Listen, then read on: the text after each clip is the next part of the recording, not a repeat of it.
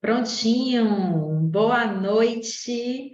É um prazer ter vocês aqui, tá? Mais uma vez, mais um dia para que a gente possa fechar o nosso workshop, aprender mais sobre transtornos do neurodesenvolvimento e a avaliação psicológica infantil desses quadros. É muito bom estar aqui com vocês. E hoje a gente vai estar falando sobre um caso para estar entendendo como funciona na prática o que a gente conversou ontem, tá? Sobre estrutura de sessão, sobre escolha de instrumento. Então, a gente vai estar sobre identificar o transtorno e, a partir daí, montar toda essa estrutura para fazer nossa avaliação. Então, hoje a gente vai estar vendo como é isso na prática, tá? Quando o paciente chega para a gente, como é que a gente se estrutura, como é que a gente identifica alguns pontos e como a gente estrutura nosso planejamento de avaliação para dar conta de um psicodiagnóstico. Ok? Bom, vamos começar fazendo o seguinte, tirando as dúvidas de ontem. Porque ontem vocês trouxeram algumas dúvidas que eu não consegui acompanhar, tá? Não consegui dar conta de responder a todos vocês. Então, a gente vai abrir hoje com as dúvidas e a gente vai deixar o estudo de caso mais para o finalzinho, tá certo? Para que a gente possa dar conta de tudo aquilo que vocês não conseguiram entender ou questões que foram para além do que a gente conversou e que são importantes para que a gente possa adquirir esse conhecimento, internalizar o conteúdo, ok? Vamos lá, Polly já começou perguntando quantas sessões você indica para fechar o diagnóstico e qual valor podemos cobrar. Essa pergunta, gente, ela sempre aparece, todos os cursos que eu dou de avaliação psicológica, essa pergunta ela surge, tá? Quanto cobrar e como é que a gente deve estruturar as sessões considerando a quantidade de sessões. Vamos lá. Em relação ao valor que a gente cobra, depende do mercado daquela região que você vive, tá? Então, varia muito. O Conselho de Psicologia, ele dá uma referência numa tabela do valor mínimo que pode ser cobrado pela sessão de avaliação de psicologia e de psicoterapia. É importante que a gente tenha noção, sim, de qual é o valor mínimo, mas que, para além disso, a gente faça uma pesquisa de mercado. O que é isso? Entrar em contato com os locais que oferecem o serviço, que tem uma característica próxima ao seu trabalho, aquilo que você faz, tá? E perguntar quanto é o valor da consulta para que a gente possa, da sessão, para que a gente possa equiparar a nossa sessão e para que a gente possa precificá-la, tá bom? Isso é importante. Geralmente, a sessão de avaliação ela é mais cara do que a sessão de psicoterapia. Por quê? Porque a gente tem um investimento muito maior, tanto em qualificação quanto em instrumentalização. Então, sim, a gente cobra mais caro pela sessão de avaliação. Ok? Quantas sessões são suficientes para a gente fechar um diagnóstico? Geralmente, a gente faz uma avaliação psicodiagnóstica entre 10 e 12 sessões, tá? Essa é uma quantidade suficiente para que a gente para que a gente feche um psicodiagnóstico. Pode ser que a gente precise de mais sessões, pode ser que a gente precise de menos sessões. Depende do caso, depende do que a gente vai precisar usar enquanto instrumentação, quais são os locais que a gente vai precisar estar avaliando, fazendo a nossa investigação, tá? Então, vai depender do perfil do caso, do perfil do paciente e da estrutura da sua avaliação. Mas, em média, são entre 10 e 12 sessões. Lu, tentei entrar de novo para ver a aula hoje, não consegui. Por que não conseguiu, Rafa? A gente colocou o link lá no grupo. Aí, o suporte já entrou em contato com você só. Eita, Robert hoje está acordadíssimo. Ele tomou café o dia inteiro, viu, galera? Pode ter certeza que ele está aí, ó. Perguntou, respondeu.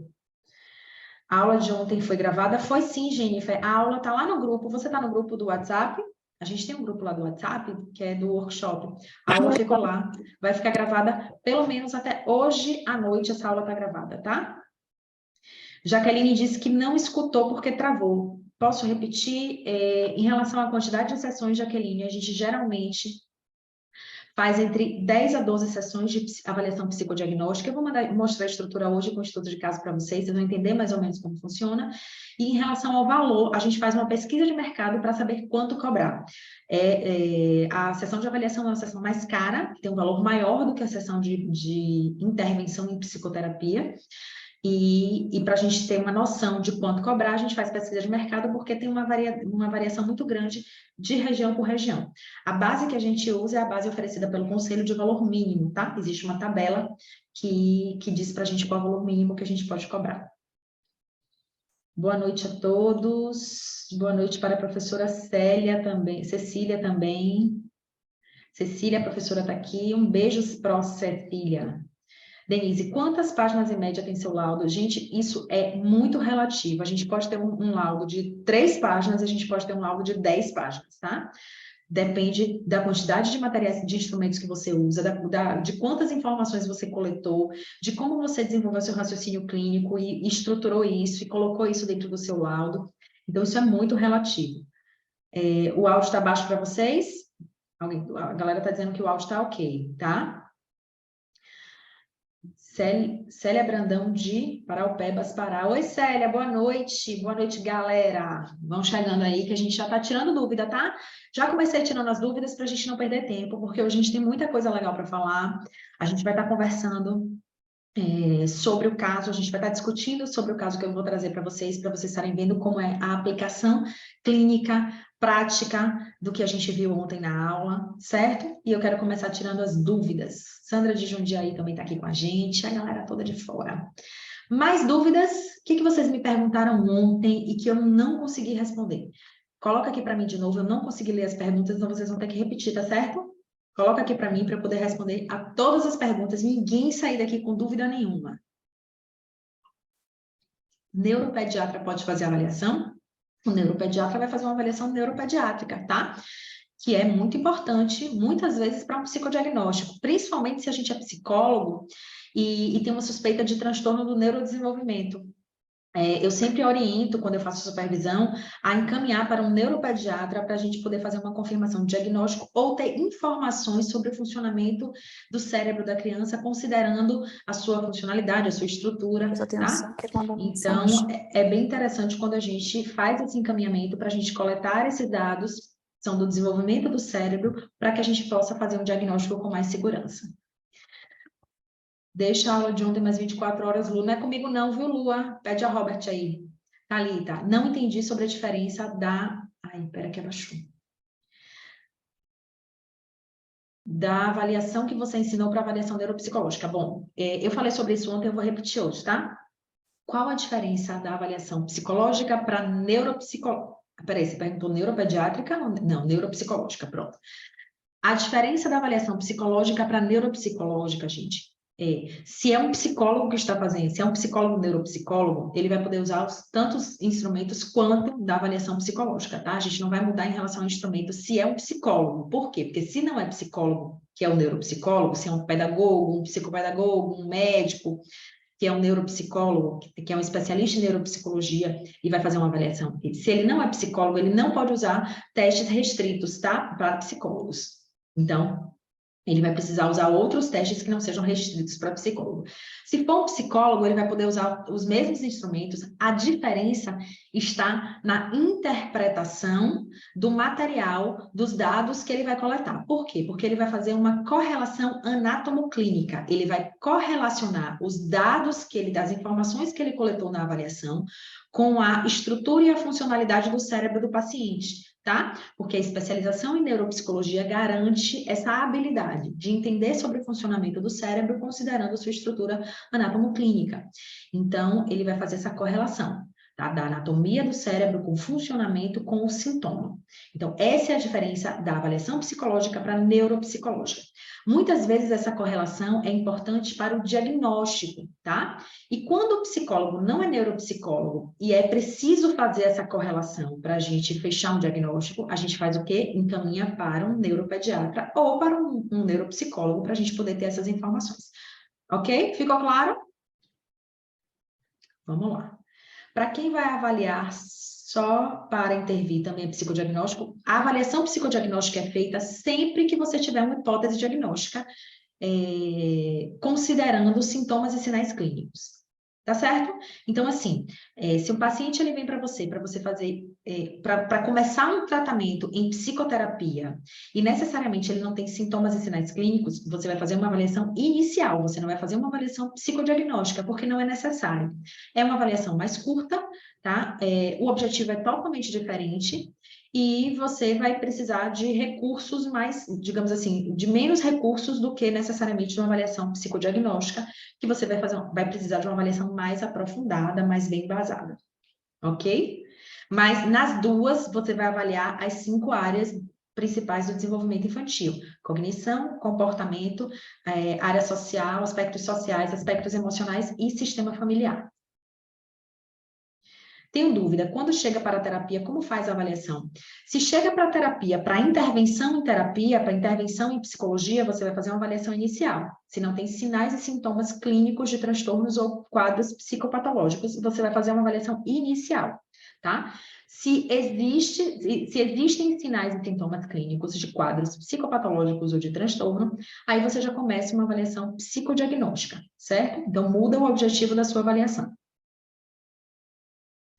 É possível autismo associado à esquizofrenia ou vice-versa?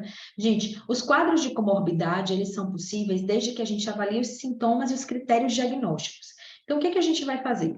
Quando a gente vai avaliar o autismo, aí tem lá embaixo, né, que os sintomas, eles não são melhor explicados por transtorno, por outros transtornos, inclusive a esquizofrenia. Então, a gente vai precisar fazer o diagnóstico diferencial, tá? Para a gente entender se aquele paciente, aqueles sintomas, eles são melhor explicados por um quadro de esquizofrenia ou são explicados melhor por um quadro de autismo.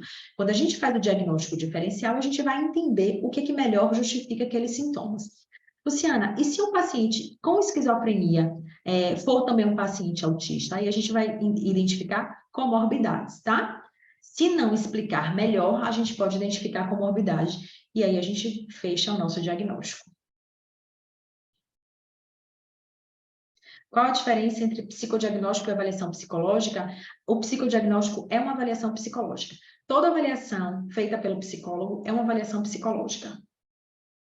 Posso oferecer avaliação separada da intervenção? Pode. Geralmente eu faço isso. Hoje eu trabalho mais com avaliação do que com intervenção. Minha agenda para intervenção, para psicoterapia está fechada. Então, eu só tenho novos pacientes de avaliação.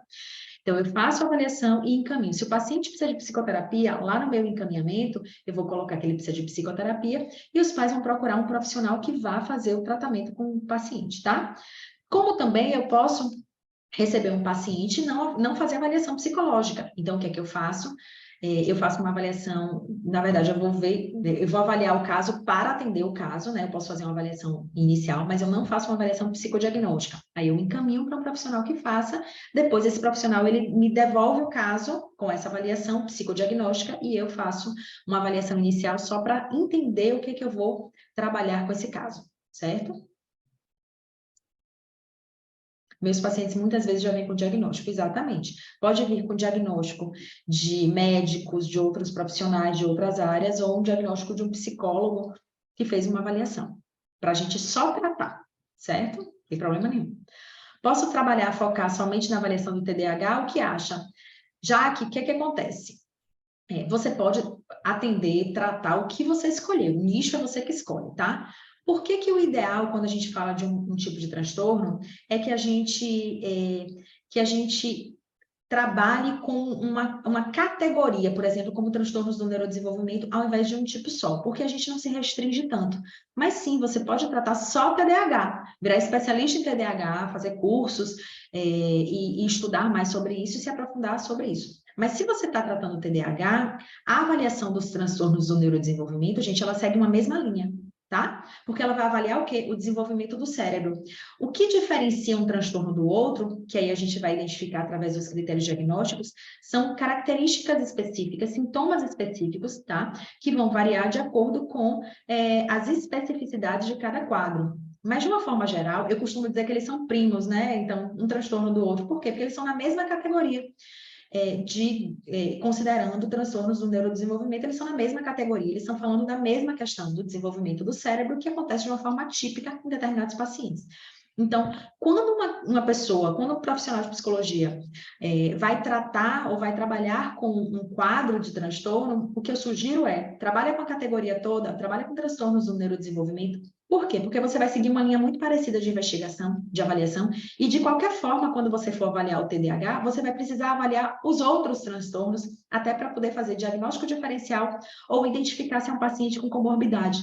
Então, como você já vai precisar avaliar outros sintomas e sinais clínicos de outros quadros e outros transtornos, o ideal é que você já tenha esse know-how para poder atrair mais pacientes e fazer um trabalho mais amplo, tá? Pensando mesmo em em conseguir pacientes, em encher sua agenda. Mas, de uma forma geral, se você quiser ser especialista para falar sobre isso, dar palestra, dar curso, aí eu acho massa.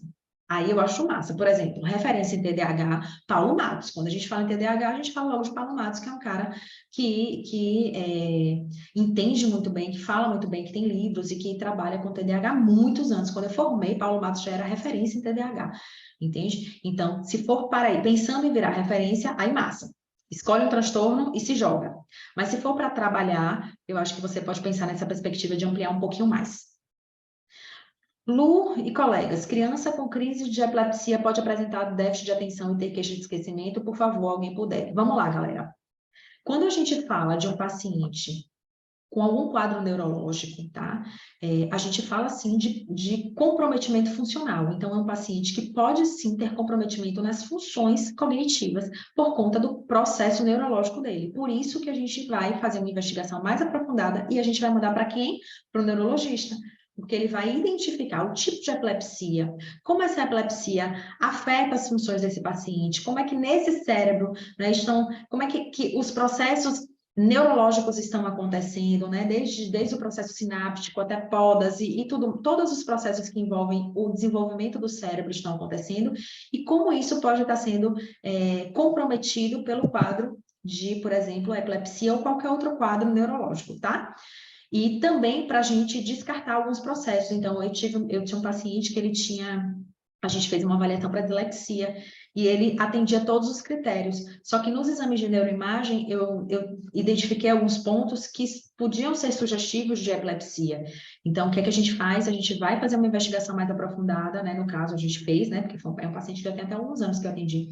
A gente fez uma investigação mais aprofundada para a gente entender se aqueles quadros, aqueles sintomas, eles poderiam ser justificados pelo problema neurológico, tá? Pela epilepsia ou por qualquer outro quadro que ele tivesse de origem neurológica que estivesse comprometendo a sua função. Então, ficaria uma avaliação menos robusta a de um neuro. A do psi seria mais completa? Não. A avaliação do neuropsicólogo, ela acaba sendo mais completa porque ela tem esse além, né? Que é uma correlação a mais, certo? Então, é a avaliação igual a do psicólogo, mas, além disso, faz uma correlação com a estrutura e a funcionalidade do cérebro, tá bom? Então, é uma avaliação que acaba sendo mais robusta neuropsicológica. Diferença de psicodiagnóstico e avaliação neuropsicológica? Não. Avaliação neuropsicológica, vamos lá. Quando a gente está falando de avaliação psicológica, o psicodiagnóstico é uma avaliação psicológica. A avaliação neuropsicológica é uma outra coisa, tá, gente? Aí a gente tem que separar, que foi o que eu acabei de falar para vocês. O que é uma avaliação psicológica de uma neuropsicológica. O psicodiagnóstico está dentro da avaliação psicológica. A avaliação neuropsicológica por si só também vai trazer um diagnóstico. Tá? Então, a gente pode usar também como terminologia, mas a gente usa comumente, na nossa prática profissional, a gente usa avaliação psicodiagnóstica dentro da avaliação psicológica, quando é feita por um psicólogo. Tentei entrar de novo para ver a aula hoje, não consegui. Oxente, gente, vamos... Olha, Robert, vê o que está acontecendo com essa galera.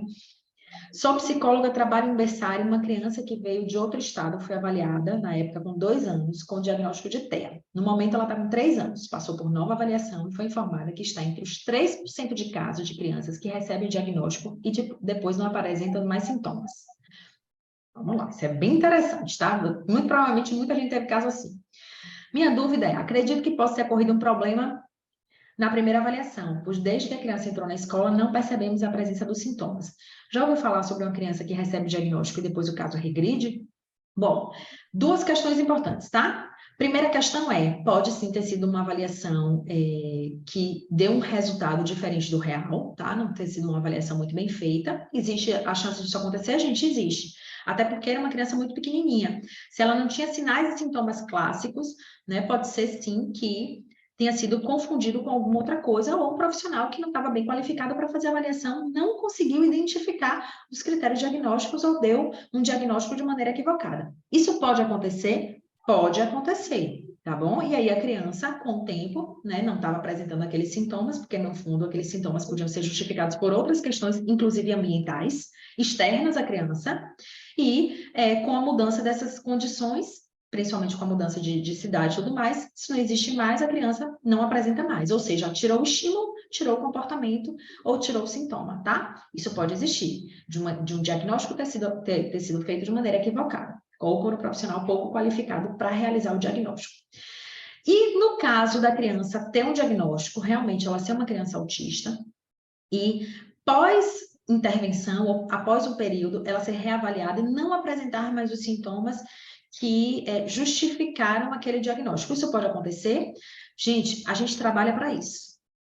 O nosso trabalho enquanto terapeutas de intervenção é para isso, é para minimizar sintomas e para fazer com que a criança ela tenha a sua funcionalidade, principalmente a funcionalidade e a diminuição de prejuízos nas atividades de vida diária. Então, o nosso trabalho é, no período de intervenção, de tratamento, fazer com que essa criança tenha diminuição de sintomas o máximo que ela puder. Ela fica curada? Não, ela não fica curada. Então, pode ser que alguns estímulos desencadeiem novamente alguns sintomas, tá? Porque se ela realmente tem autismo, esses sintomas eles podem vir em dados momentos, de acordo com alguns estímulos ou com questões internas, tá? De desregulações internas que podem levar a manifestações de sintoma. Então, isso pode acontecer. Mas a diminuição de sintoma, ela é o foco do nosso trabalho, é o que a gente quer, é que a criança ela consiga ter uma vida o mais típica possível, o mais normal possível, vou usar esse termo normal, tá? Para que a gente possa entender que a gente está fazendo um trabalho positivo com a criança e, além disso, além do nosso trabalho, todo mundo, todo o cérebro, ele evolui, tá? Ele se desenvolve. Poucos são os casos de regressão, considerando habilidades adquiridas. Isso acontece no autismo, tá? A gente não descarta, mas o mais comum é que qualquer ser humano, qualquer indivíduo, com o desenvolver da sua,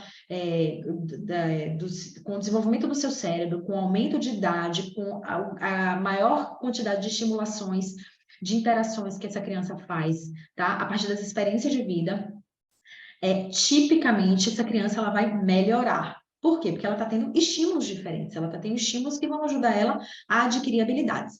A gente tem um processo no nosso cérebro, tá? Que é um processo muito importante que se chama neuroplasticidade. O que é isso? Digamos que a gente tenha regiões ou processos do cérebro que não estejam funcionando como deveria, tá?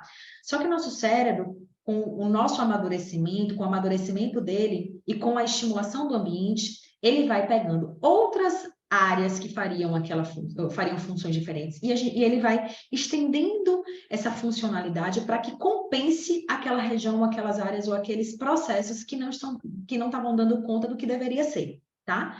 Então, a neuroplasticidade é a capacidade do cérebro de usar outros processos, outras ligações, outras sinapses para poder dar conta de processos que até então não estão acontecendo com eficiência dentro do desenvolvimento natural do indivíduo, tá? Então, a gente pode contar sim com processos de neuroplasticidade para ajudar também nessa melhora de sintomas. Por quê? Porque o cérebro vai estar compensando aquela região ou aqueles processos que não estão funcionando bem. Que material você indica para estudo do desenvolvimento? Qualquer material que avalie marcos do desenvolvimento. A gente tem idade, a gente tem Bailey, a gente tem Portage, a gente tem Denver 2, que mais? VibMap também, né? O VibMap é mais para autismo, mas também avalia, tá? Qualquer um desses que avaliem transtornos do neurodesenvolvimento, ou que avaliem marcos do desenvolvimento infantil. Quando o paciente chega para a intervenção, a avaliação é feita antes ou depois da anamnese? A anamnese faz parte da avaliação. Primeira sessão de avaliação é com a anamnese. Acontece geralmente com os pais, sem a criança, e é o momento mais importante da sua avaliação, porque vai te dar um norte do que vem depois, o que você vai fazer para avaliar. O plano de avaliação, ele é feito depois da anamnese, justamente por isso, porque é na anamnese que você vai ter noção de quem é aquele sistema, de quem é aquela criança, qual é a queixa, quais são as questões que são trazidas. Dentro da história clínica, porque você vai perguntar sobre a história clínica do paciente, você vai identificar pontos extremamente importantes para melhorar a sua investigação, para aprofundar a sua investigação, tá? Então, a anamnese faz parte da avaliação, geralmente a primeira sessão, e acontece sem a criança. Psicólogos podem dar laudo de TEA? Claro que sim. Psicólogos podem dar laudo de qualquer coisa que eles saibam avaliar. Você trabalha com supervisão dos casos? Trabalha com supervisão. Recebi criança de 7 anos, CBCL apresentou retraimento, problema social, relacionamento com os pais e amigos conflituosos, interação social limitada, encaminho para neuropediatra. Gente, um instrumento só, ele vai te dar algumas informações, mas a gente não pode tirar nenhuma conclusão com um instrumento só. É muito vago, é muito superficial. Toda avaliação que a gente faz, ela precisa ser uma avaliação mais aprofundada dessas 5 áreas para a gente conseguir identificar o perfil da criança e entender qual é a demanda dela com base na queixa. Porque a queixa, às vezes, é algo que é sentido pelos pais, mas que necessariamente pode não corresponder a qual é a demanda real da criança, tá? E as hipóteses, elas vão ser pensadas a partir da queixa, mas identificando também a demanda que você vai estar ali buscando investigar. Então, um instrumento só é muito pouco para a gente fazer qualquer coisa que seja, tá? Inclusive para encaminhamento. Mas, para ajudar a sua avaliação, o neuropediatra, sim, vai te dar uma referência positiva de alguns aspectos que, com certeza, vão contribuir para o seu processo de avaliação, tá? Outra coisa, quando a gente for fazer uma avaliação, a gente sempre tem que optar pela abordagem multimétodo. O que é isso, tá? É a nossa condição de usar métodos diferentes para avaliar mesmos construtos.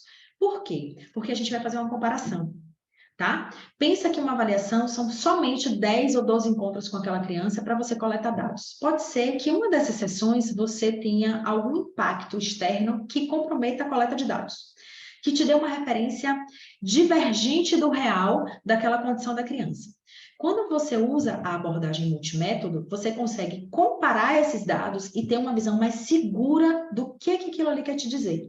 Então, o seu raciocínio clínico, ele vai ser muito mais facilitado quando você usa métodos diversos. E quais são esses métodos, tá?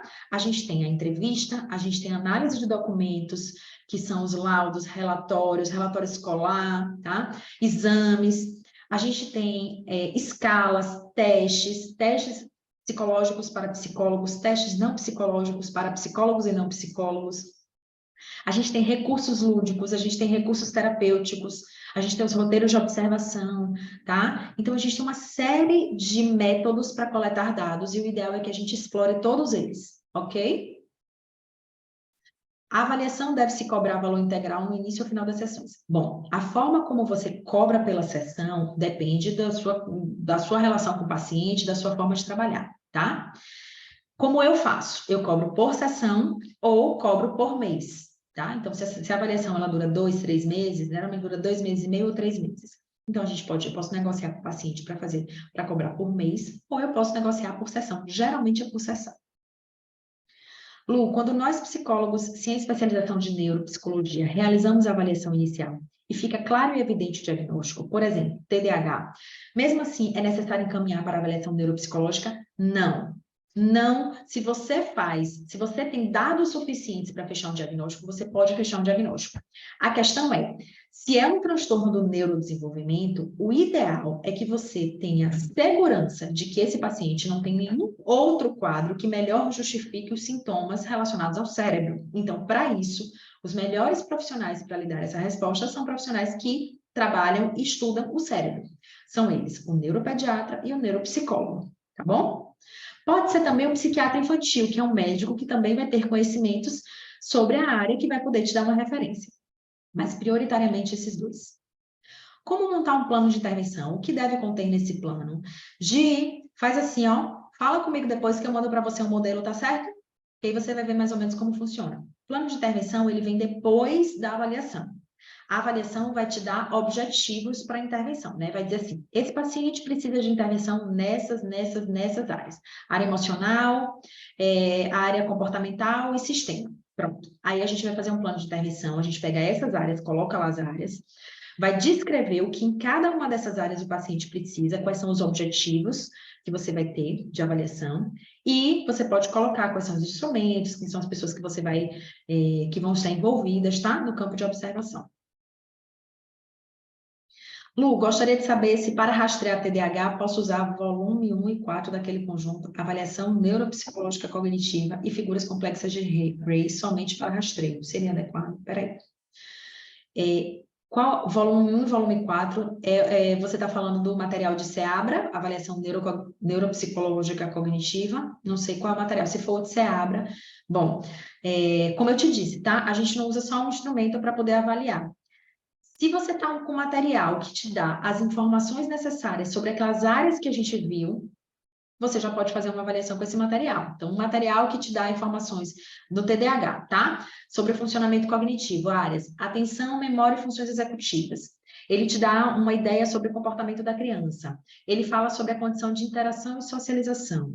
E dá também uma resposta sobre questões emocionais. Você tem o suficiente para poder fazer um diagnóstico, tá certo? Quais matérias ou livros você indica para estudar sobre essa área? A área de avaliação psicológica. Dois principais são Compêndio de Avaliação Psicológica e Avaliação Psicológica Infantil da OGREF. E o compêndio é da Vetor, ou editora Vozes. Depois eu posso mandar para você essa referência. São os dois principais. Eu tenho pelo menos uns 12 ou 13 livros de avaliação psicológica, mas os que eu mais gosto, mais uso são esses dois, e mais atuais também. Cheguei agora, pode indicar livros com tema TDAH, nesses livros você encontra, tá? Eu gosto muito dos livros de neuro para estudar, para usar como raciocínio clínico nas minhas avaliações, então eu geralmente uso, tá? Desenvolvimento infantil, neuropsicologia, avaliação neuropsicológica, tenho vários livros da neuro que me dão bons respaldos para raciocínio clínico. Lu, estudante de psi, primeiro período, qual livro ou curso sobre neurodesenvolvimento infantil você indica? Vamos fazer o seguinte, vou mandar para vocês uma relação de bibliografia, tá? Para avaliação psicológica de transtornos do neurodesenvolvimento, para todo mundo, tá certo? Para que vocês possam ter noção. Vou passar essa parte de livros. Melhor teste para rastreio do TEA. Não existe um único teste, como eu já falei, para uma avaliação você tem que avaliar áreas diferentes do desenvolvimento infantil e para essas áreas, vão ter instrumentos melhores ou piores, de acordo com o seu perfil de paciente e com a sua forma de trabalho. Por quê? Pode ser que eu não me identifique com um tipo de material, não queira usar ele, e por isso eu vou estar optando por um outro material, tá? Para cognição, é importante que você, para mim, o padrão ouro, que é um teste que é completo, é o VISC. Eu gosto muito de trabalhar com VISC. É um teste que tem um valor mais alto, mas que necessariamente te dá uma resposta muito boa, avalia funções cognitivas gerais e avalia o QI.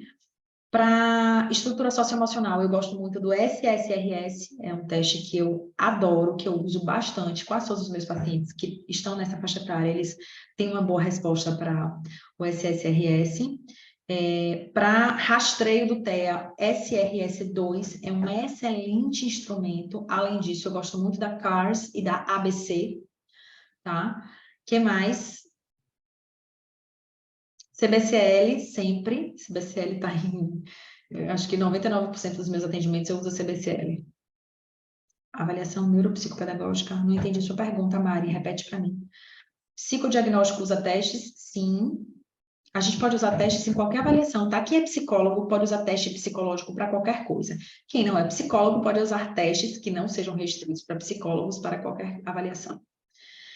Psicodiagnóstico é o resultado da avaliação psicológica? Sim, se você estiver fazendo uma avaliação, se o seu objetivo de avaliação for dar um diagnóstico, é o psicodiagnóstico que vai ser a sua escolha de avaliação, de objetivo. Melhor teste para rastreio de TEAs em adolescente é TDAH. Gosto bastante. Terei que ir embora. Bia, que pena, que pena. Lu, se faz um contrato da mesma forma que fazemos um contrato terapêutico, o contrato de avaliação, o contrato terapêutico vai dizer sobre a sessão de terapia, o de avaliação vai falar sobre a sessão de avaliação. Como auxiliar uma criança com seletividade alimentar que só se alimenta de mingau e não aceita? Bom, você vai avaliar por que essa criança tem seletividade alimentar e se você for psicólogo e não der conta disso, você vai encaminhar para um profissional que faça isso, que é um fonoaudiólogo, tá? Bom, meu povo, peraí para eu passar mais rápido, senão a gente não vai parar nunca mais na vida, tá?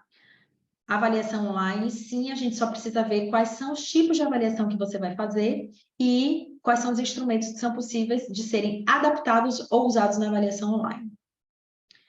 Nutricionistas que trabalham terapia alimentar para auxiliar na seletividade, tem nutricionistas também, né? Eu prefiro indicar para um fono, tá? Mas tem nutricionistas também. No laudo, coloca diagnóstico ou hipótese, mesmo fazendo uma avaliação bem feita e completa. Podemos bater o martelo? Pode, se você é psicólogo, se você fez uma avaliação, se você coletou dados e você tem segurança nos resultados, você pode, com certeza, fechar um diagnóstico. VibMap foi traduzido oficialmente para o Brasil? Não achei para comprar. Sim, o VibMap, o teste é um teste traduzido. Onde é que compra? Não sei, viu? Bota na internet, VibMap, o que vocês acham? Testes e escalas vocês podem encontrar na internet, em locais que vendem testes. Mesmo que a criança tenha vários sintomas de tela, pode não ser? Não entendi. Também não entendi não, Elza. Repete pra gente.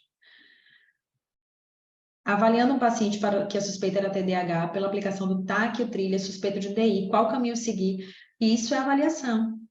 No meio da avaliação, a gente identifica critérios diagnósticos de outro transtorno. O que é que a gente faz? Mergulha nisso aí, faz uma avaliação. A avaliação de DI, gente, segue duas áreas muito fortes, tá? Claro que tem todos os critérios que vocês precisam estudar lá no DSM.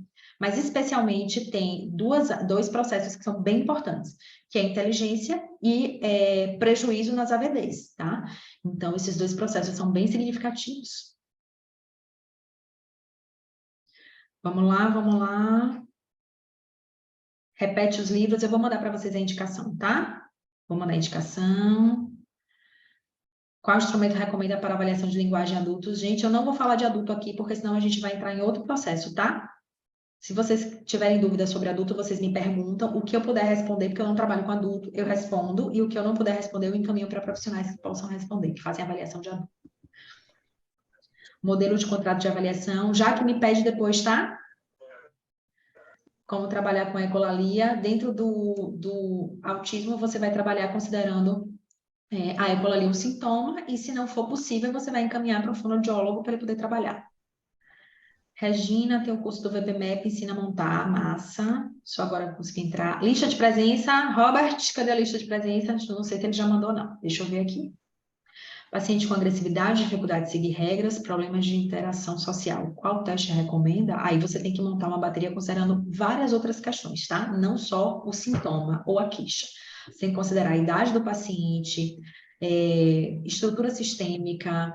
Seu objetivo na avaliação é uma avaliação psicodiagnóstica, muito provavelmente, tá? Então, tem outros tantos critérios.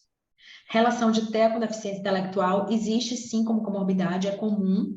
Tanto o TEA pode ter comorbidade com TDAH, quanto com DI, quanto com transtorno de aprendizagem. Gente, todos os transtornos da mesma categoria, eles podem ser comórbidos, tá certo? Então, existe a condição de comorbidade real, bem incidente, quando a gente está falando de transtornos da mesma categoria. Prejuízos onde suspeita de DI, prejuízos em atividades de vida diária, AVDs.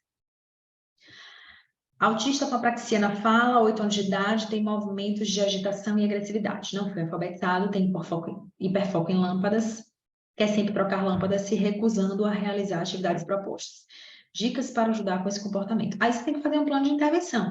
Você já tem um quadro sintomático, você já tem um diagnóstico. Aí você vai intervir, tá? Especialmente com modulação de comportamento, autorregulação, modulação de comportamento e orientação para o sistema. Tá? São as 3 linhas que você pode se direcionar para esse caso, falando muito superficialmente, porque você está trazendo poucos elementos do caso, tá? São elementos superficiais também. Não conseguirei assistir porque está na faculdade. Que pena! Não, a de hoje, gente, eu não vou mandar o link, eu acredito que não vai ficar gravada, tá? Que a gente vai falar só do estudo de caso. Caso de DI para avaliar comportamento adaptativo, você usa ABLES, não é não? A gente pode usar o ABLES, tá? Meu Insta é @psicóloga_Luciana_Caldas. Me sigam. Galera, quem for postar da aula, me marca, tá? Não esquece de me marcar não para eu repostar, tá certo? Não, a aula não vai ser de tirar dúvida, não. A gente já vai começar com o nosso estudo de caso, certo? Só estou tirando as dúvidas, Elaine, porque a gente não conseguiu fazer isso ontem. Então, a gente começou hoje tirando essas dúvidas de ontem, tá? Luciana Caldas, tá? Psicóloga Luciana Caldas. Instrumentos de avaliação para o professor da sala de recursos deve utilizar para avaliar TEA, TDAH e DI. Aí ele vai fazer um rastreio e vai encaminhar para uma avaliação psicodiagnóstica, tá? Então, como se escreve? Depois eu boto aqui para vocês. Disponibilize indicação de livro, vou disponibilizar. Bom, vamos lá. Galera, é interessante, né? As dúvidas de vocês, elas são muito parecidas, tá? Por que que elas são muito parecidas? Porque é a nossa realidade, certo? A realidade do psicólogo clínico é uma realidade da gente sair do mercado de trabalho, a gente sair para o mercado de trabalho com um monte de desejo de trabalhar, principalmente na área da infância, né? É muito comum a gente sair da faculdade querendo trabalhar com criança e cheio de gás, cheio de informação sobre desenvolvimento infantil. E aí, quando a gente vai para a prática, a gente entende que não é bem assim. Por quê? Porque quando a gente vai trabalhar com o público, por mais que a gente entenda de teoria, a gente precisa saber como usar essa teoria na prática. Essa transição teoria e prática é muito difícil e muitas vezes a gente não tem isso de forma qualificada sendo ensinada na faculdade. Por quê? Porque a gente está ensinando para grupos, tá? A gente não está fazendo um ensino individualizado. E também a gente está ensinando de uma forma geral, e quem quer se aprofundar vai fazendo especializações e buscando cursos de qualificação. Só que o que acontece? Quando a gente vai para a prática, a gente tem uma carência muito grande, tá? Em relação a essas especificações, principalmente quando a gente fala de avaliação psicológica.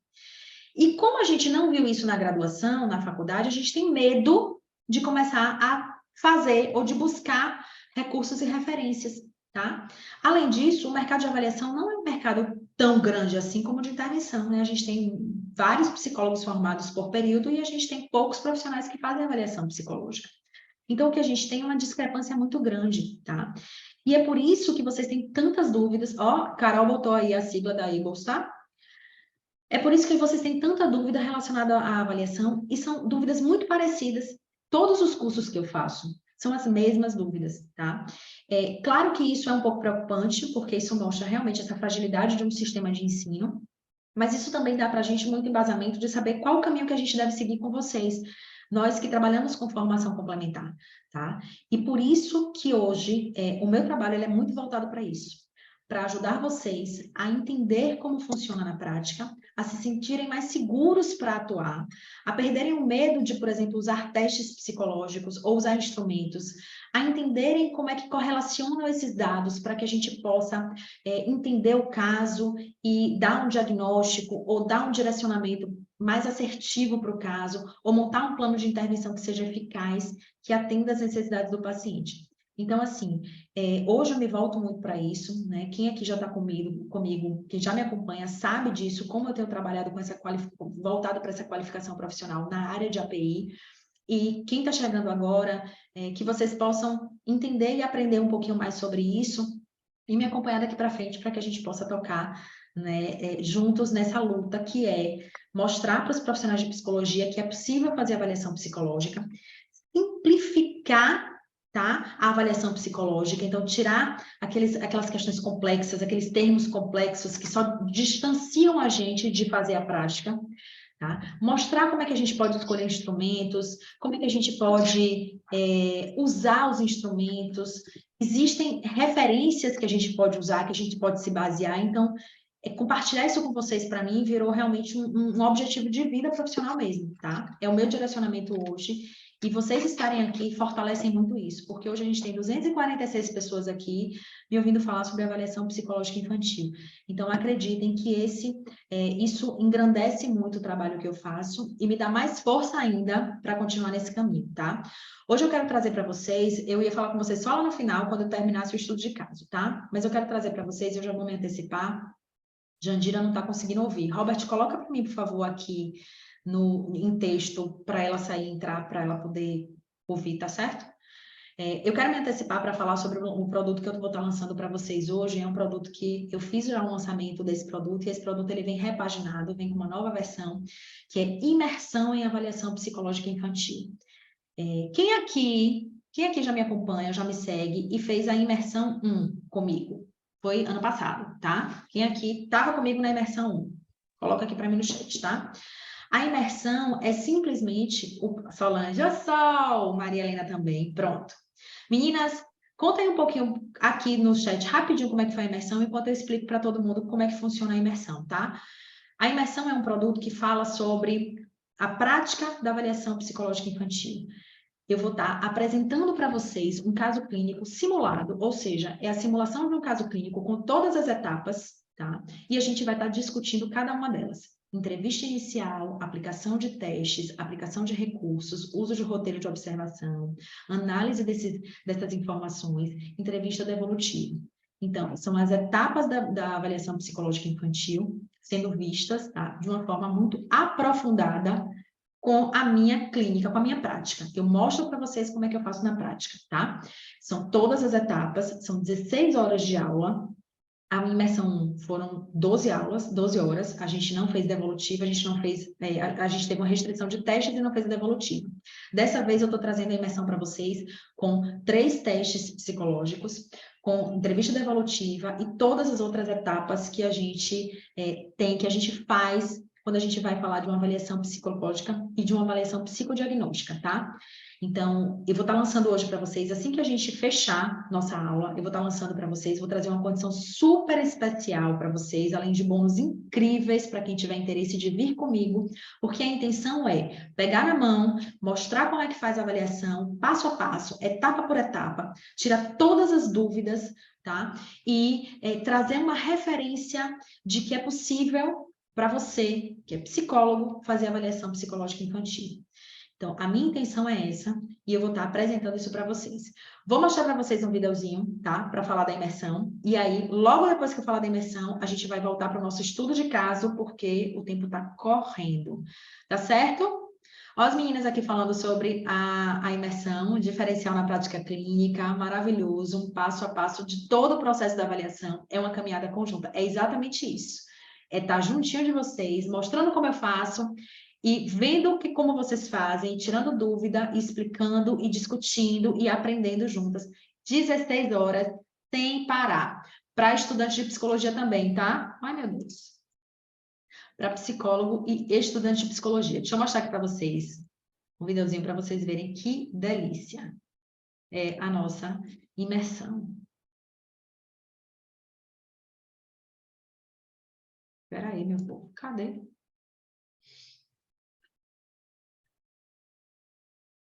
Vamos lá ver se vocês conseguem ver. Deem para mim um feedback se vocês estão... Espera aí. Cadê? Ai. Vocês vão me dar um feedback se vocês estão conseguindo ver, tá certo?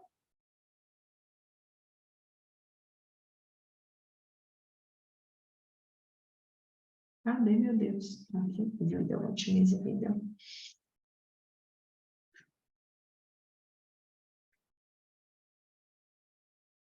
Espera aí, vamos um pouco, deixa eu tentar abrir aqui. Deixa eu abrir aqui, porque só assim que eu conseguir. Aqui. Vocês estão vendo?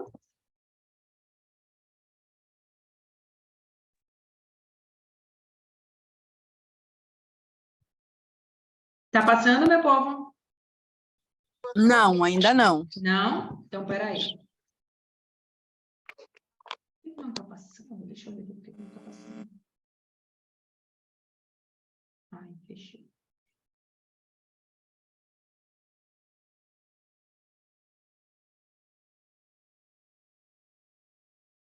Ai.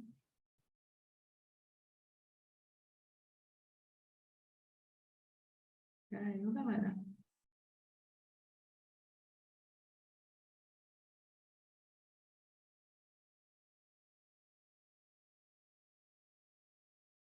Era para estar aparecendo para vocês. Vocês não estão vendo, não?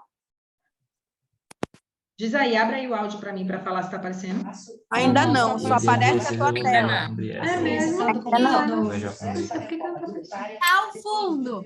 Só o fundo, né? O fundo do meu computador. Não, não é isso que eu quero que apareça, não. Eu quero que apareça o vídeo. Tá no caminho. Tá no, tá no caminho? Não, aqui tem vários vídeos, né? Mas não tá...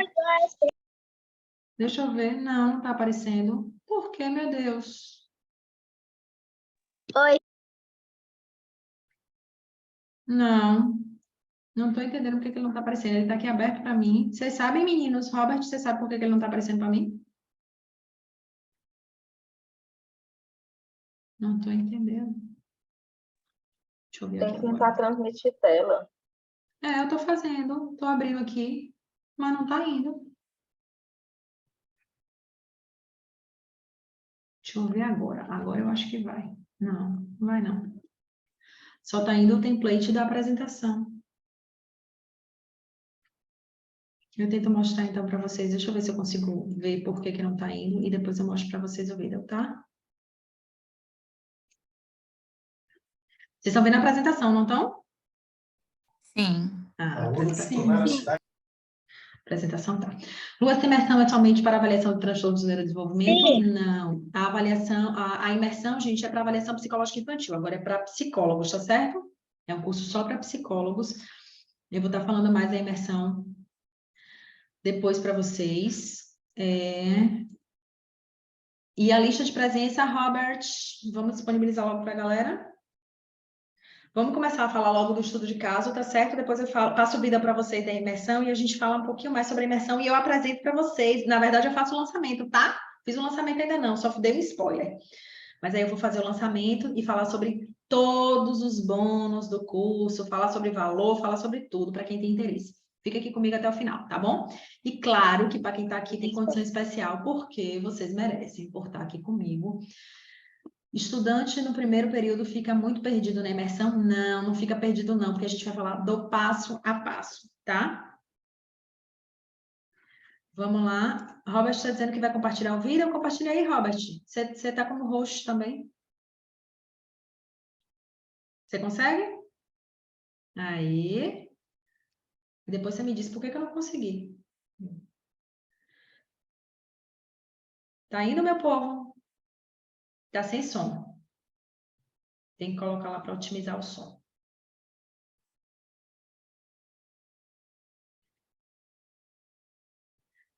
Otimize for videoclip. Será que eu acho que eu saí do host, por isso que eu não saí não, porque tá aparecendo lá um negócio para mim. Galera, já tem a lista de presença aqui do lado, tá? Vocês estão vendo? Por favor, assinem a lista de presença, porque para vocês terem direito ao certificado, tá? Algumas pessoas não conseguiram ontem, mas já entraram em contato com a gente no suporte, e o suporte já está vendo isso, ok? Então, assinem a lista, certo? Hoje conseguiu, né, Aline? Massa. Tá conseguindo, Robert? E quem tiver qualquer dúvida ou dificuldade em relação a certificado, qualquer outra coisa, gente, vocês podem entrar em contato com o suporte, tá? suporte.lucianacaldas@gmail.com. O suporte ele vai dar para vocês todas as informações, tirar as dúvidas, falar sobre certificado, quem não conseguir certificado, ou quem não conseguiu assinar as duas listas dos 2 dias, o suporte vai estar dando esse retorno, ok? A lista está aqui, peraí que eu vou colocar. Vou mandar a lista aqui para vocês. Enquanto o Robert está tentando abrir o vídeo para vocês verem como tá uma graça aqui.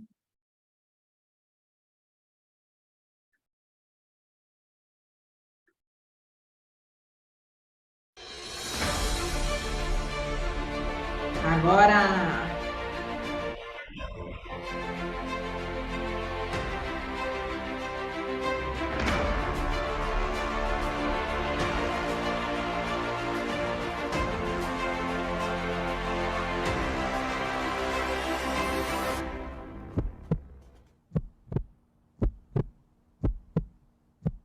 Oi, Flávia, bom dia!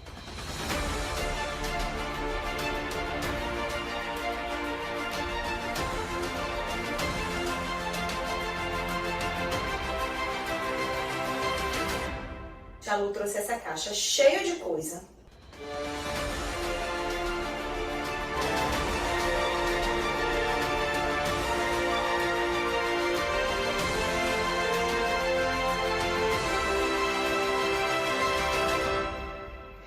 Eu vou te mostrar essas figuras, tá? E você vai me dizer qual dessas daqui combina com uma dessas daqui. Combinou, combinou? Isso, essa 2 com a 3, não é isso? Por que elas combinam, Paulinho? Porque são 2 árvores. Isso, cara, são 2 árvores, muito bem. E agora, qual dessas aqui?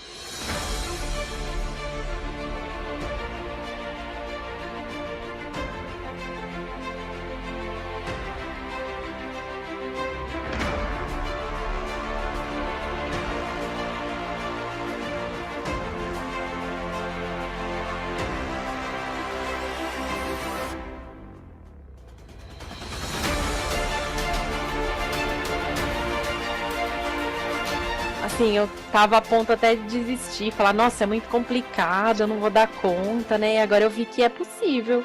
Porque antes parece que eu complicava tudo, né? E agora com você foi descomplicando mesmo. Te conhecer foi um divisor de águas na minha carreira, né? É uma inspiração ela, né? Hoje eu me sinto motivada, eu hoje consigo traçar objetivos claros para minha vida.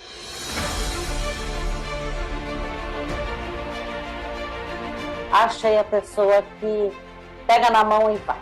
Antes era uma amálgama, assim, ai, nossa, eu não conseguia separar o que era avaliação de intervenção, agora tá muito mais claro para mim, assim. Uma luz no fim do túnel mesmo. Primeiro eu quero te parabenizar por esse formato que você fez, assim, foi encantador.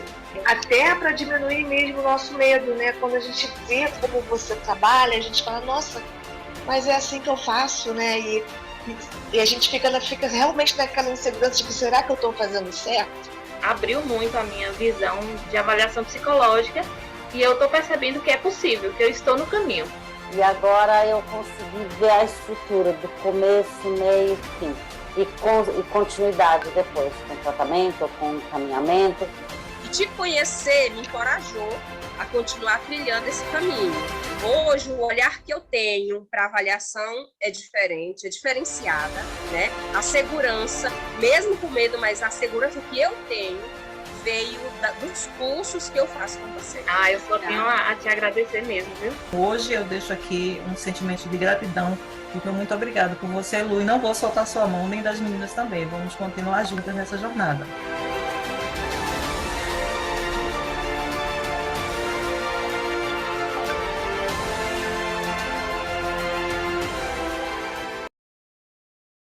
Eita, coisa mais linda! Quem se viu ali? Gente, ó, eu me arrepio só de ver esse vídeo. Ave Maria. Gente, a imersão, ela traz essa proposta, tá? De pegar na mão, de vocês irem comigo, acompanharem comigo o meu atendimento, verem as sessões, são os vídeos das sessões, é uma sessão simulada, tá? As simulações, elas trazem as etapas da avaliação psicológica infantil, todas as etapas, a aplicação de teste, uso de recurso, uso de como é que a gente usa os materiais para entender as respostas dos pacientes, como é que a gente desenvolve o raciocínio clínico, como é que a gente conclui algo a partir daqueles instrumentos todos. É realmente uma imersão em avaliação psicológica infantil, são 16 horas, tá? Essa imersão, então, a outra a gente fez uma imersão um pouco mais curta. Essa a gente está usando 3 testes, que é o VISC, BPA e SSRS. Então, vocês me veem usando os instrumentos, tá? E a gente vai conversar depois sobre eles, sobre o que é que eles nos dão enquanto informação e como a gente pode trazer nossas conclusões. E é realmente um curso que eu acredito que, como as meninas disseram, né, na imersão, disseram assim, a gente apertou a mão, realmente veio em cheio para atender a carência e a necessidade de vocês, tá? Que era tudo que vocês sempre me pediam, sempre diziam, que a gente fala num curso, a gente fala numa aula, dá para entender, mas quando a gente vai botar em prática é diferente, às vezes a gente nem consegue começar porque dá medo. Então, a imersão, ela vem justamente para isso, para trazer vocês para a realidade da avaliação, para vocês se sentirem avaliando comigo, ali junto com o paciente. E é engraçado porque as situações são típicas que a gente vive no consultório, tá? E quando a gente entende o que fazer, como conduzir, que é normal, é típico, a gente precisa saber lidar, a gente precisa saber administrar alguns processos e tocar para poder conseguir fazer a nossa avaliação, coletar dados e concluir sobre os processos. A gente vê isso na prática, é muito fortalecedor, tá? Porque isso realmente dá força para a gente fazer. E a intenção da imersão é fazer vocês colocarem a mão na massa, tá? Vocês se sentirem seguros para praticar a avaliação psicológica infantil. Bom, gente, que bonitinha a minha fisionomia, né? Eu fico babando. Na imersão, a gente fala sobre avaliação, tá? A imersão é sobre avaliação psicológica infantil. E eu vou estar trazendo para vocês, vou estar explicando melhor para vocês a imersão no final do nosso evento de hoje, tá certo? Só você se viu ali, meninas, vocês se viram ali, coisa mais linda, né? Ave Maria, 17 e 18 de junho, a gente vai estar trabalhando juntos, 2 dias inteirinhos, falando sobre etapas da avaliação psicológica infantil, aprendendo sobre como entender esse processo todo. Vamos lá agora para o nosso estudo de caso, mais tarde a gente fala de da imersão. Quem tiver interesse na imersão, fica aqui comigo, porque mais tarde eu vou estar falando dela, tá? Então, não vai embora não. E vocês vão ter, claro, condição especialíssima para a nossa imersão.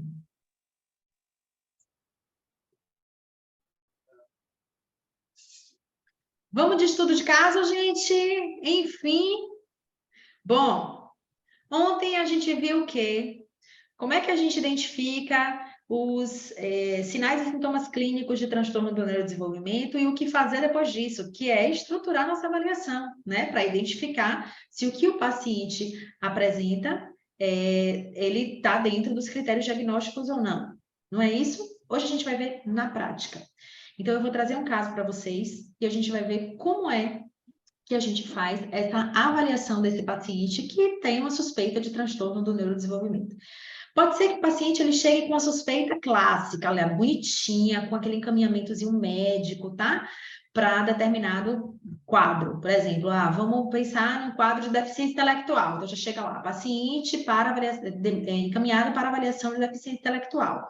Já está lá bonitinho. Só que nem sempre acontece assim, né? Algumas vezes, o que acontece é que esse paciente ele vem para a gente com sintomas e que a gente vai olhar para esses sintomas e vai dizer, sabe aqueles critérios lá que eu estudei, que eu aprendi, que eu vi que tinha relação com tais transtornos ou tais quadros? Isso aqui está com cheiro disso aí, tá? Tá sugerindo para mim que esse paciente ele pode ter um quadro de um transtorno do neurodesenvolvimento ou qualquer outro quadro. Um transtorno de ansiedade, um transtorno do humor, tá? Um quadro psicopatológico, qualquer que seja.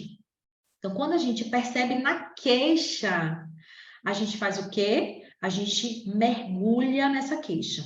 A gente vai buscar mais informações da queixa, tá? Essas informações da queixa, elas vão sinalizar para a gente o quê?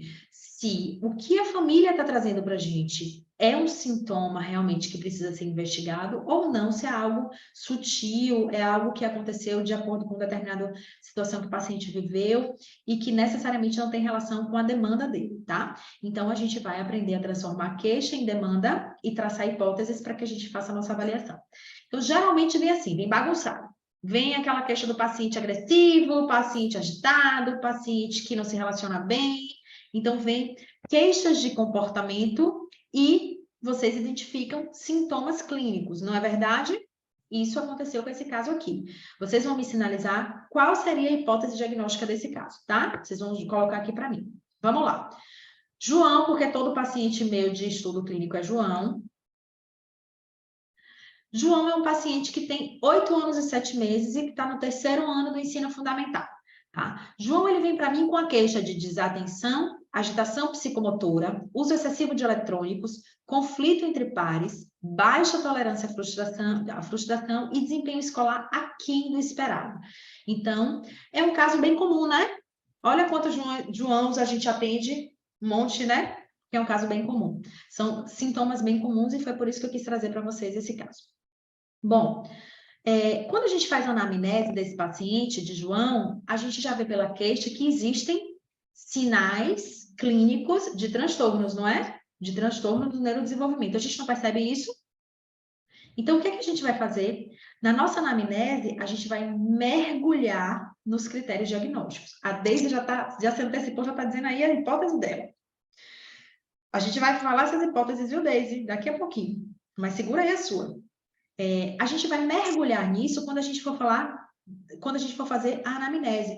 Por que a gente vai mergulhar nisso? Porque a gente quer confirmar se existem sintomas que merecem a nossa atenção e que justificam um possível diagnóstico, tá? Então, lembra lá como é que a gente identifica transtorno pelos critérios diagnósticos. Esse quadro que ele apresenta está dentro de algum critério diagnóstico? Pode ser que esteja. Então, o que é que eu faço? Na minha entrevista, eu vou mergulhar nisso aí, tá? Eu vou buscar informações que confirmem para mim essa queixa e me faça ter hipóteses. Olha as informações que eu tenho desse caso, da minha anamnese, para que vocês me digam quais são as possíveis hipóteses, tá? João nasceu de parto cesáreo, com 40 semanas, sem intercorrência no parto e pós-parto. Então, nasceu bem, Apgar 9 e 10, peso adequado, comprimento adequado, todas as consultas de pré-natal realizadas sem nenhuma intercorrência, então é porque está tudo bem. Então, vejam que é um paciente que não tem nenhum processo relacionado a parto e pós-parto. Por que, gente, que a gente tem que investigar isso? Quem sabe por que a gente investiga antecedentes de gestação e do parto e do pós-parto? Alguém sabe? Porque pode ter uma hipóxia cerebral. Isso afeta o desenvolvimento cerebral da criança. Perfeito, porque a gente vai ver fatores de risco, tá? A gente vai ver fatores de risco. Depois disso, a gente vai para os marcos do desenvolvimento. Parto prematuro é um fator de risco, tem vários fatores de risco. Parto prematuro é um dos maiores, tá? Mas tem vários. Tem uso de substâncias, condição de problemas de gestação, doenças mesmo, né? Patologias na gestação, vários fatores de risco. No parto, hipóxia, baixo peso, exatamente. Tudo isso é fator de risco, tá? A gente tem uma relação de fatores de risco que a gente vai ficar atento na nossa anamnese. E fator de risco para quê, gente? Para que o cérebro da criança ele se desenvolva de maneira atípica, tá? Então, a gente vai identificar os fatores de risco. Prematuros pode ter TDAH? Pode, como pode ser prematuro, ou a termo também pode ter TDAH, certo? Prematuridade é fator de risco. Por que vou fazer abrir aqui um parêntese para falar sobre isso, que é muito importante. Por que prematuridade é um dos maiores fatores de risco para transtornos do neurodesenvolvimento ou quadros psicopatológicos para a criança, tá? Porque quando a gente está gestando uma criança, essa criança está se desenvolvendo dentro da gente, ela tem um período de desenvolvimento que é um período típico entre 39 e 42 semanas, tá? Quando essa criança está se desenvolvendo na nossa barriga, ela tem tudo o que ela precisa para se desenvolver de forma saudável, tá certo? E ela tem esse tempo para maturar, para desenvolver.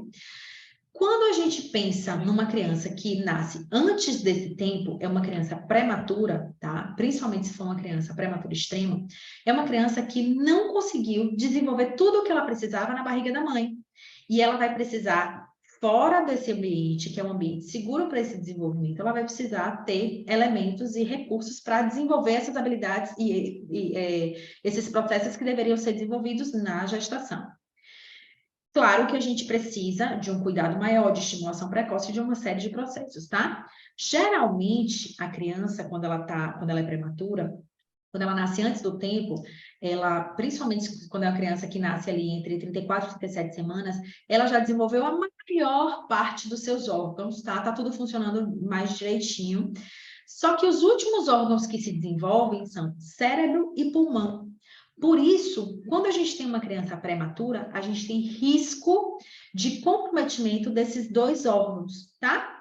E aí a gente precisa, sim, tanto ficar atento para fazer uma investigação até essa criança fazer 1 ano de vida, tá? Do funcionamento desses dois órgãos, quanto a gente precisa fazer um trabalho de estimulação precoce, que é fazer uma superestimulação fora da barriga da mãe, para que essa criança ela consiga se desenvolver plenamente, mesmo num ambiente que não é um ambiente típico do desenvolvimento daquelas funções, daqueles órgãos, certo? Então, vamos lá. É uma criança que nasceu, que não teve problema com gestação, parto e pós-parto. Marcos do desenvolvimento. A gente vai avaliar o desenvolvimento neuropsicomotor. Repete aí os últimos órgãos. Pulmão e cérebro, tá? São os dois últimos órgãos que o bebê desenvolve quando ele está na nossa barriga.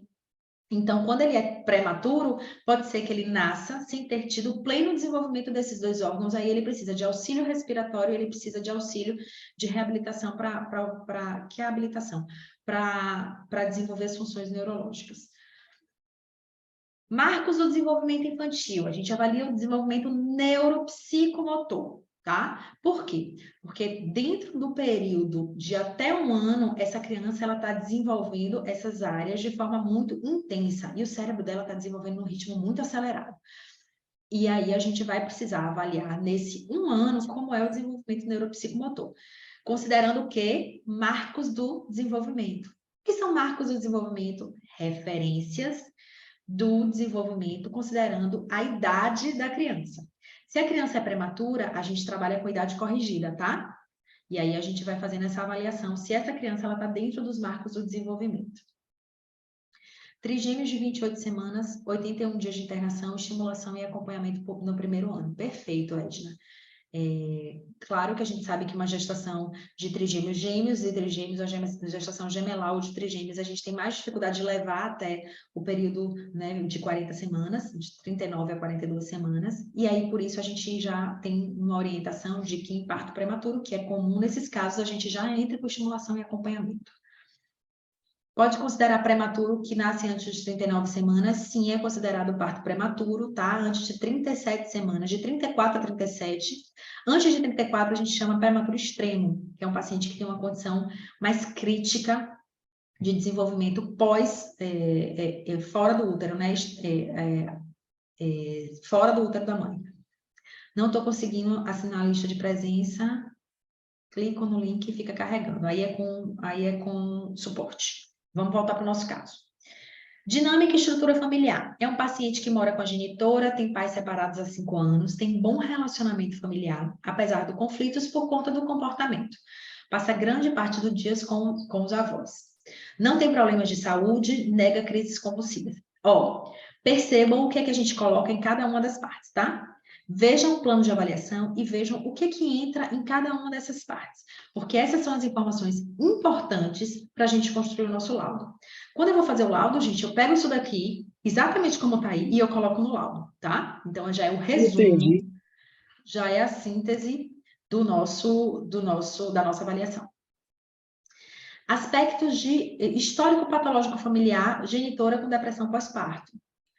Processo de aprendizagem, é um paciente que tem o curso 3º ano, tem aulas de reforço no contraturno, faz aulas de karatê, tem resistência para estudar e demonstra atraso no processo de alfabetização. Vejam que é um paciente que, considerando, né, de forma geral, ele está fechando o processo de alfabetização no 3º ano do Fundamental 1. Então, a gente entende que é um paciente que não está completando o processo de alfabetização da maneira como deveria, provavelmente não está acompanhando o grupo. Comportamento, agitação psicomotora, uso excessivo de eletrônicos. Social, conflito entre pares. Psíquico, baixa tolerância à frustração. E cognitivo, desatenção e baixo desempenho escolar. Diante dessas informações, quais são as possíveis hipóteses desse caso? Já me disseram TDAH, me disseram TEA, me disseram TOD. O que mais? Tem mais algum?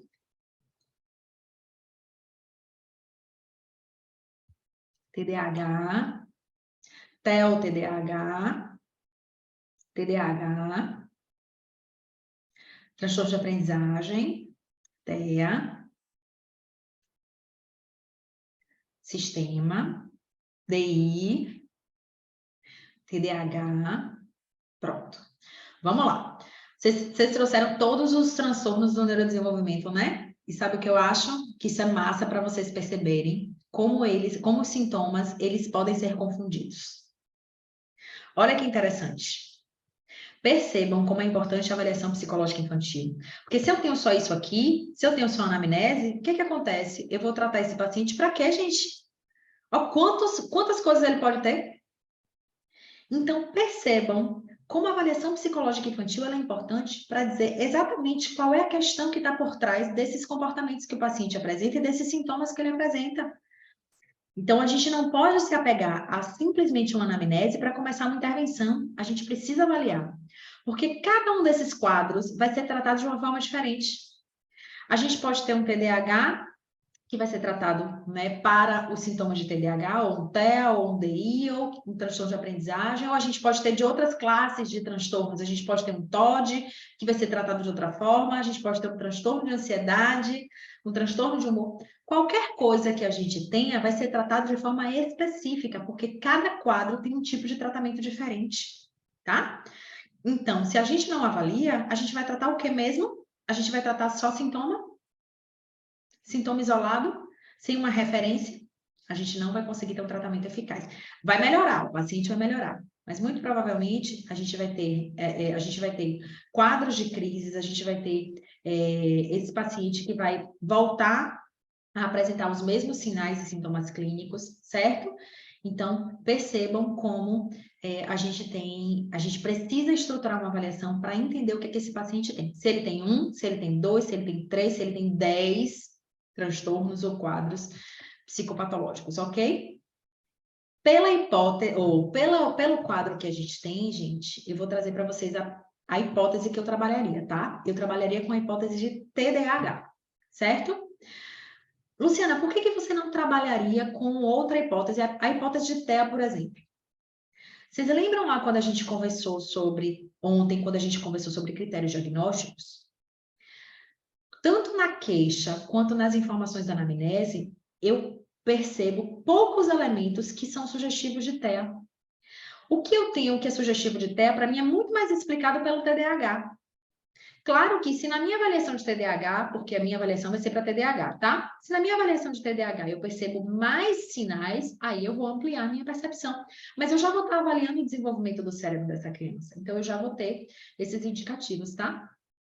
Por que eu não vou fazer uma avaliação de DI? Eu não tenho indicativo de DI. Eu não tenho indicativo de um comprometimento cognitivo, tá?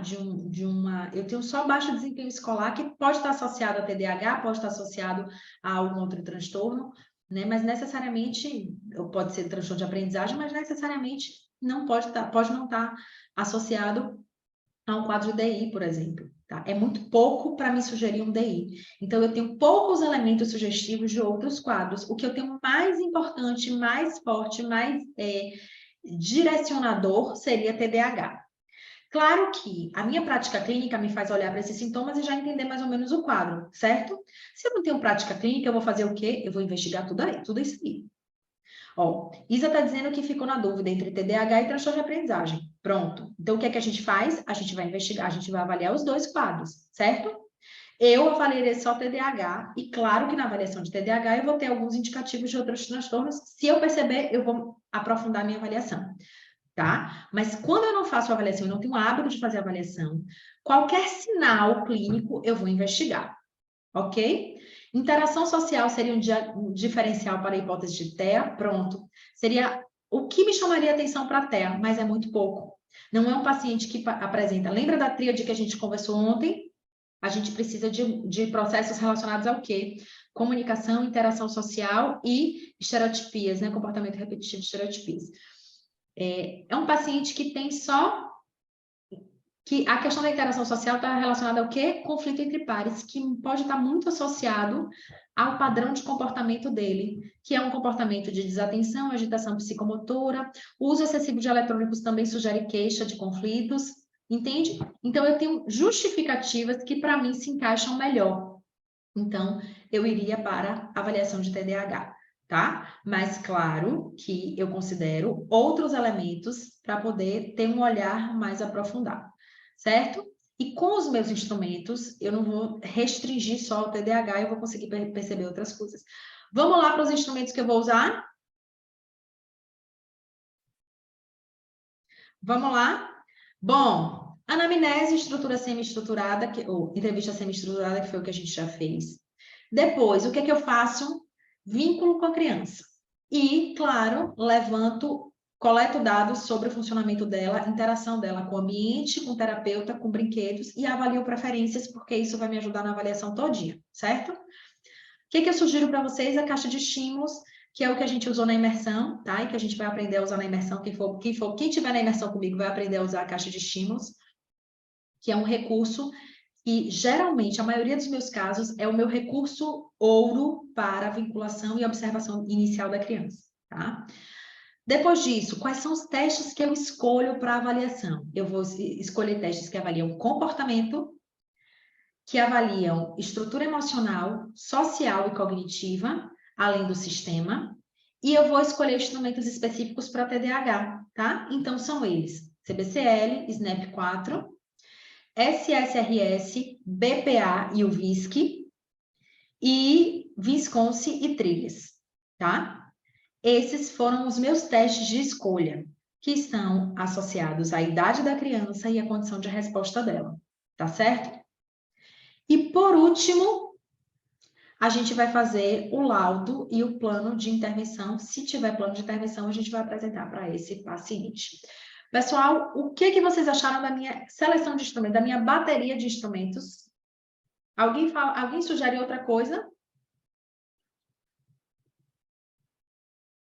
Alguém tem outra sugestão? Estão aqui me perguntando, a caixa de estímulos é a EOCA? A EOCA é feita por psicopedagogo, né? Eu não sei como é que funciona a EOCA, então eu não sei se é a minha caixa de estímulos. A caixa de estímulos é uma caixa que eu coloco estímulos específicos, gerais, de áreas do desenvolvimento, porque eu quero avaliar a interação dessa criança com o ambiente, terapeuta e brinquedo, além da condição dela de preferências, tá? Torre de Londres é uma opção. Por que eu não coloquei Torre de Londres? Porque eu já estou usando instrumentos para avaliação de função executiva e atenção. Então, eu preferi trilhas e Wisconsin, tá? Mas Torre de Londres é uma excelente opção. SSRS é um teste que avalia habilidades socioemocionais. Muito bom, tá? É restrito para psicólogo. Colocaria instrumento para avaliar o sistema, família bicho. Eu coloquei o família bicho aqui, recursos lúdicos, eu botei família bicho também, Isa. Repetir quais são as áreas de avaliação.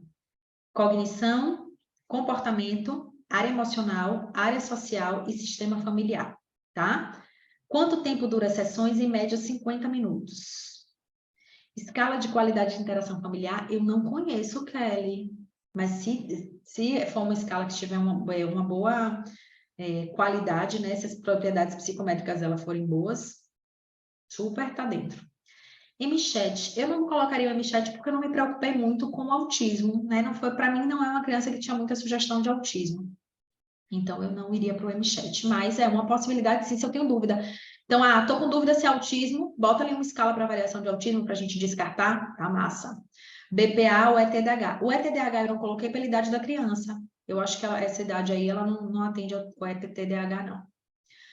Vou disponibilizar os slides. Já falei das áreas, já repeti, né? Eu acho que vocês já pegaram. E me sinto um grão de arroz com o começo da faculdade. Nem sei o que significa. Vamos aprender. É para isso que a gente está aqui, tá? Quais dos testes não são restritos? Vamos lá, galera. Quais os testes não são restritos? Deixa eu ver aqui. CBCL, SNAP-4...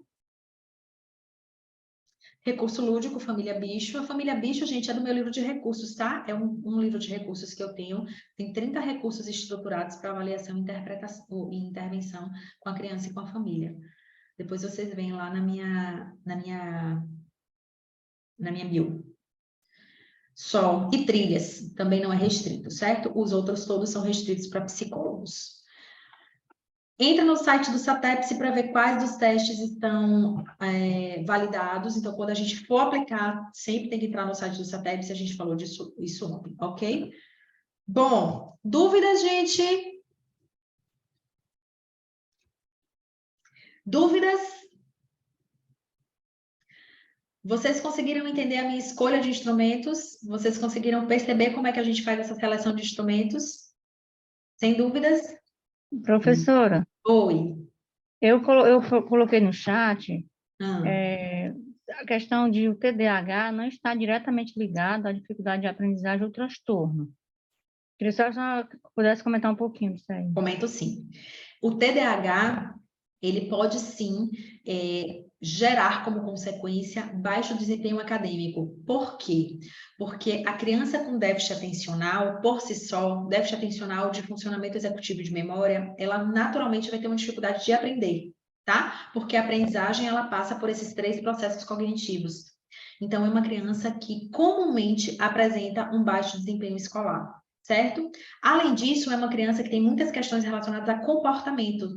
Então, o comportamento também prejudica o desempenho escolar, ok? Então, a gente sim associa baixo desempenho escolar ao TDAH. Ontem falou sobre o comportamento, sobre diferenciar o que é comportamento de sintoma de transtorno. Tenho dificuldade em conseguir realizar a diferenciação. Gente, para a gente diferenciar comportamento de sintoma, a gente vai avaliar. Porque o sintoma não é... O comportamento, ele vem de um processo que tem muito mais estímulo, né? Tem, claro, um estímulo interno, mas também tem muito mais estímulo do ambiente, de questões do ambiente.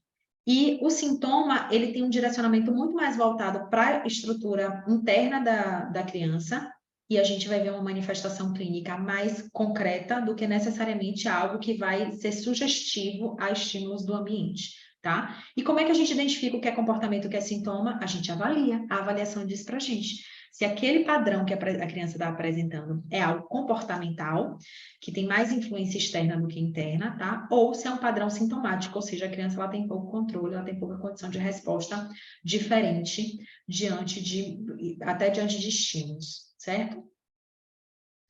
Bom, já que está saindo, antes de já que sair, vamos falar sobre a imersão. Vamos lá, galera. Bom, hoje a gente vai estar lançando a imersão, tá? Que é esse curso que eu falei um pouquinho para vocês no início. Hoje o meu xodózinho é um curso que a gente vai estar falando sobre etapas da avaliação psicológica infantil, mostrando essas etapas, fazendo a simulação de um caso, tá? Se vocês tiverem dúvidas sobre o que eu estiver falando, vocês colocam aqui no chat que eu vou estar respondendo, tá certo?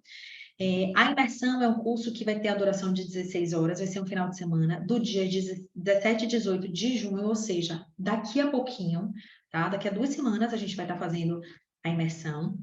É um curso que vai ficar gravado por 6 meses, para que vocês tenham acesso, vejam e revejam as aulas o tempo que vocês quiserem, tá?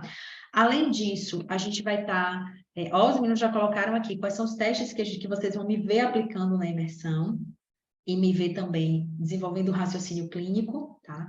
Vocês vão me ver dando uma devolutiva, que é o que difere a imersão da 2, né? Dando a devolutiva e com mais alguns testes. A gente vai funcionar o dia inteiro, a imersão vai ser de 9 da manhã às 6 da tarde, no sábado e no domingo, tá? E além disso, o que vocês vão ganhar como bônus com a imersão? 2 horas de supervisão em grupo. O que é supervisão em grupo? A gente vai sortear 2 pessoas para trazerem 2 casos, e todos vão assistir, e eu vou fazer a supervisão desses 2 casos de avaliação. Vou explicar para vocês, dentro do caso que vocês me trazem, qual seria a melhor avaliação para fazer, um plano de avaliação, por que a gente deve avaliar determinada área ou não, então direcionar o caso, fazer supervisões mesmo de 2 casos sorteados no grupo, tá? São 2 horas que também vai ficar gravado e vocês vão ter acesso por muito tempo, e todo mundo vai poder ver, participar, comentar e receber os materiais. Porque na supervisão a gente tem materiais em PDF, tá? E tem indicações de referência bibliográfica. Além disso, quais são os outros bônus? Deixa eu ler aqui. Bom, vocês vão participar de 8 sessões de uma consultoria que eu vou dar em testagem psicológica.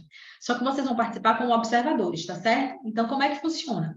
São 8 sessões de uma consultoria em testagem. Então, a gente vai falar sobre psicometria, escolha de instrumentos, qualidade de instrumentos, como saber se o teste presta, se não presta, o que é que a gente observa, como é que a gente coleta a informação daquele teste, como é que a gente aprende a usar o teste, certo? Como é que a gente aprende a olhar a tabela. Então, a gente vai ter 8 sessões de uso de testes, de testagem psicológica, e vocês todos que comprarem a imersão vão ter direito a participar como observadores dessas 8 sessões da consultoria em testagem psicológica, tá? Além disso, vocês vão ter 6 meses de acesso ao grupo do WhatsApp para tirar dúvida, para trazer exemplo, para discutir pontos, para falar sobre o que vocês acharem necessário. A gente vai ter, as aulas vão ficar as aulas e todos os bônus vão ficar por 6 meses disponíveis para vocês. E vocês vão ter acesso a esse workshop, tá? A esses 2 dias de workshop, a gravação, por 6 meses. Além do material em PDF, dos slides do material em PDF, mesmo do material de apoio. Ok, vai ser no dia 17 e 18, das 9 da manhã às 6 da tarde. Vocês vão ficar até aqui de mim, ó. Vocês vão ver a simulação das sessões e vocês vão aprender sobre isso, sobre cada uma das etapas, tá bom?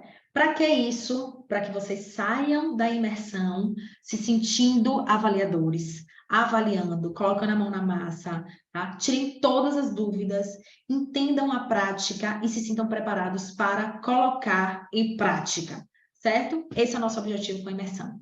É realmente um curso que vai provocar esse lugar de ação, de atuação e tirar todas as inseguranças de vocês, porque eu vou estar focadíssima nisso, ok? Bom, vamos lá. Dúvidas sobre a imersão? Vai ficar gravado, vai ficar. Gente, valor da imersão. A gente vai apresentar para vocês os valores das imersões e a gente está no primeiro lote que é um lote que está no valor super incrível e especial, e que eu vou apresentar para vocês o valor, tá certo? E, além disso, as 20 primeiras pessoas que comprarem, aqui a gente já está com o link de venda, tá? As 20 primeiras pessoas que comprarem vão ganhar um bônus muito especial para vocês que estão aqui comigo, porque, claro, que a gente vai encerrar essas 20 vendas logo agora. Então, se você tem interesse de comprar a imersão, que está no valor de 12 vezes de R$ 69,56, ou seja, são 16 horas aprendendo todas as etapas da avaliação psicológica infantil por R$ 69,56 mensais, ou R$ 697 à vista. Essa é a condição de pagamento. Quem quiser saber mais sobre o pagamento, clica aqui nesse link que os meninos colocaram, tá? Vocês vão ter acesso a tudo isso por esse valor, mas, além disso, as 20 primeiras pessoas que comprarem vão participar da consultoria, que é um processo individualizado, onde eu vou estar trabalhando com vocês tudo sobre testes. Então, são os 20 participantes primeiros que comprarem a imersão vão ganhar a consultoria, vão ser meus alunos da consultoria e vão participar dessa consultoria atuando nela, tá? Ou seja, a consultoria vai ser com vocês, 20 primeiros que comprarem a imersão. Todos os outros que comprarem depois vão poder observar, mas não vão participar. A consultoria, ela é um trabalho que eu faço individualizado, tá? Então, eu vou falar e explicar sobre os testes e a gente vai fazer atividades específicas com essas 20 primeiras pessoas. Vão ser 2 grupos, ok? E as 20 primeiras pessoas que comprarem vão ganhar essa participação na consultoria. É o super bônus só para vocês que estão aqui, porque eu tenho certeza que vai esgotar rapidinho. E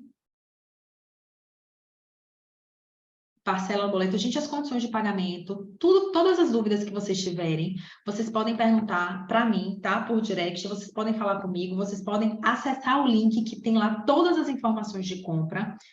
E o mais importante é que vocês entendam que esse produto que eu estou oferecendo para vocês, o objetivo deles é aproximar vocês da avaliação psicológica infantil e levar vocês para um outro patamar profissional. É provocar uma transformação de carreira, tá? Então, acreditem nisso. Acreditem que a imersão, ela vai aproximar vocês do que a gente entende que é ideal para a atuação, que é o quê? Segurança, conhecimento, tá? Ética, responsabilidade ética, que é o que a gente vai estar trabalhando o tempo todo. Então, a nossa imersão, ela tem como objetivo aproximar vocês de uma realidade de qualidade e de confiança. Então, venham comigo para que vocês possam participar desses encontros maravilhosos que a gente vai ter. Iris está dizendo que não vai poder vir ao vivo, não tem problema nenhum ir-se, porque vai ficar gravado por 6 meses, tá? A gente vai ter alguns encontros durante esses 6 meses, que a gente vai ter a supervisão, a gente vai ter a consultoria, e todos esses encontros você vai poder participar, mesmo não podendo participar da imersão ao vivo, mas você vai poder participar de todos esses encontros. Além disso, você vai ter acesso a tudo que tiver na imersão gravado, ok? Quem tem dúvidas sobre a imersão? Dúvidas? Vamos falar sobre o que... Quem é que abriu o microfone?